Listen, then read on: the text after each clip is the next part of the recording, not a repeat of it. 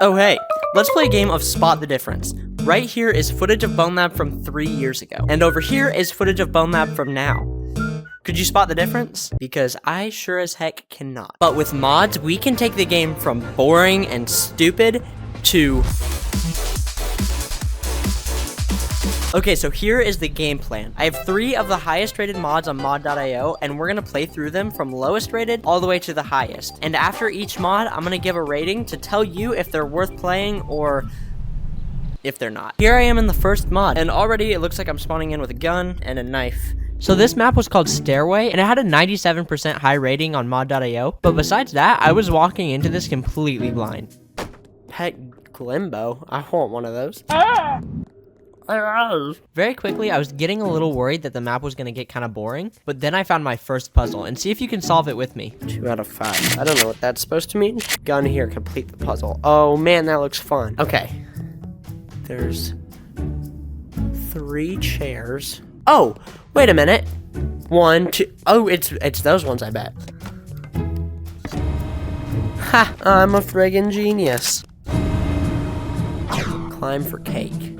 Okay. Not gonna lie, this point of the level was super boring. It was a ton of climbing, and I hate climbing. Are we slaves? Just another stone in the pile? Kill them all. Let's make a new civilization where the currency is parkour. Honestly, at this point, I still wasn't quite sure why the map was rated so highly, but I continued on anyways until I found this puzzle. Do I need to make a bridge with this board gun? That's so cool. I'm gonna start off with this. And now we're gonna make triangles to support it. Another support beam right there. Support, nope, that support you two together, support you two together. Now that is probably the most stable bridge anyone's ever made. Not breaking yet, it's not breaking. No, wait, shit. So after a bunch more climbing. Oh, more gravity climbers. No, more I finally made it to the next level within this campaign, and basically the entire level took place in a maze. This is really annoying. I have the world's worst sense of direction, and so I'm gonna struggle really hard. Nice, go me. Woohoo! After that, I made it to the next level, which was basically just a hallway walking simulator. Oh. The monkey wants to fly.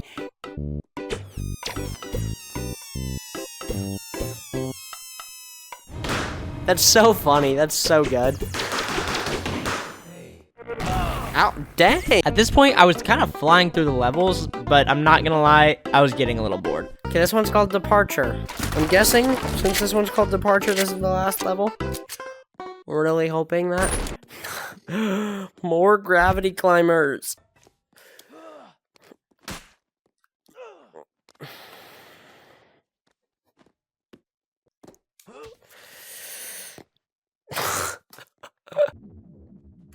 Those boxes were easy to climb. After all of that crap, I finally reached the end. I feel like it's gonna be cool. Oh, I didn't mean to hit it.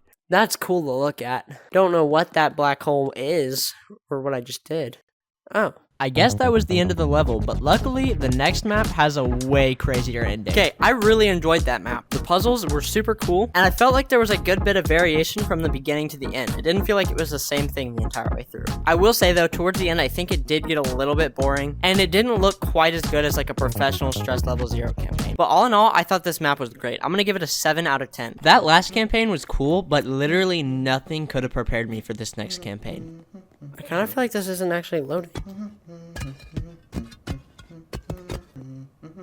Oh.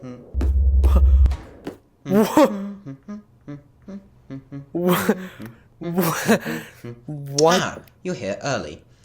Okay, I suppose we will get started. Didn't have enough time to bake lights. Anyway, welcome, playtester, to my map. It may be a little under development, but I'm sure you'll have a lot of fun. Even after just the first 15 seconds, I knew this campaign was going to be better than the rest. Dude, that was so cool. That wasn't meant to be there. Please, ignore it. Oh no, wait, actually, don't ignore it. It'll be important later down the line. So basically the premise for the entire campaign is that the map was completely broken, and that the narrator had to fix it as I was playing it. But what made it so cool was how he responded to my actions as I was playing. Do you still have that monkey? please escort your monkey to the Lenticular Lab's Emergency Intelligence Incinerator. I mean, Asset Warehouse Importer. I don't want to. I don't want to do that. Don't worry, no rush. I know this is hard. It is. Okay, fine. I'm fine. Thanks. After burning my only friend and pressing some random 8 button a bunch of times, he teleported me to the next room. And here we are. Welcome to my new... Wait a second, why is it so dark in here? In this next level, the lights were completely out, and the only way to fix it was to... I need you to do a little dance. Yes, a dance. A jig. Don't question me, alright? I promise, it'll all make sense. Imagine a grid of squares beneath your feet, brightly flat... Wait, hold on. You don't need to imagine it. Here. Eventually we got the lights back on by him destroying the entire roof, but in this next section he spawned platforms so that way I could reach a lever at the end of the level. Nice job. And there we go. It's a bit wobbly, but it should hold you up, despite your, generousness. Why did he feel the need to make this so difficult? I knew There I we could go, count that was on it. you. In this next section of the level, the narrator was telling me about an upcoming boss, and honestly, it sounded pretty terrifying. In that room lies the most formidable adversary. It is not just a boss, it is a force of nature, a storm of power and fury. An ally so chaotic, it's not even an ally. It's just an enemy. I'm gonna fight this boss, dude.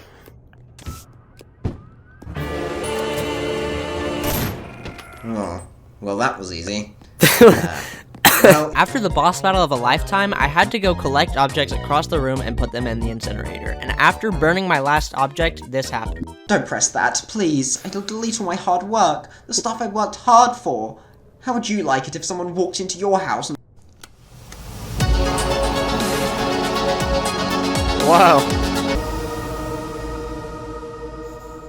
Well, I guess that was it. That map was honestly amazing. The narration was super funny and cool, and it honestly was just super unique. I loved how there was an actual story, and it felt like a true campaign. I didn't feel like I was lost at any point, and it was honestly just super fun. Honestly, for me, this one's a solid 9 out of 10. If you haven't played Bonelab in a while, I really recommend you getting in just to play this map. But after all, this map isn't even the highest rated. So let's get into the next highest rated and see if it's somehow even better than this one. Okay, here I am in the final map, and it is called Aqueduct Suctor. Nope. So I came into this map with super high expectations, and I'm not gonna lie. Dude, I'm not gonna lie. This puzzle is already kind of annoying me. Break room. Cool, not lore. Absolutely zero lore. Hashtag I'm bored with no lore. This nobody's gonna be on the floor. Now I'm gonna open the door. Oh my goodness. There's no bodies a whole. Honestly, the map wasn't all bad. I thought it was really well made, but for me, the lack of a story or a premise just made it a little bit worse than the last one. Just happy to be done with that. Holy cow.